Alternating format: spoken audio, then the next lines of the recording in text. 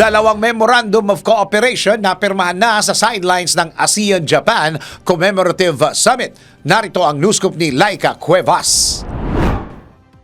Nilagdaan ang dalawang Memorandum of Cooperation sa pagitan ng Japan at Pilipinas matapos ang bilateral meeting ni Pangulong Ferdinand Marcos Jr. at Japanese Prime Minister Fumio Kishida sa Prime Minister Office sa Tokyo, Japan. Sinaksihan mismo ng dalawang lider ang pagpirma sa dalawang Memorandum of Cooperation. Batay sa ulat ng Japan-ASEAN Summit Secretariat, ang unang Memorandum of Cooperation ay ang patuloy na ugnayan upang magkaroon ng maagang conclusion sa negosasyon para sa Reciprocal Access Agreement at para mas mapaganda pa ang kooperasyon ng Philippine Coast Guard at Japanese Coast Guard.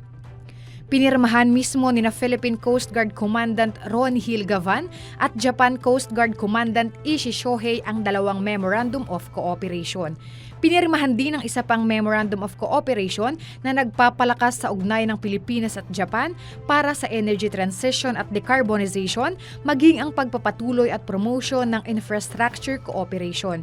At yan ang aking news scoop. Ako po si Laika Cuevas, nagbabalita ng tama, naglilingkod ng tama.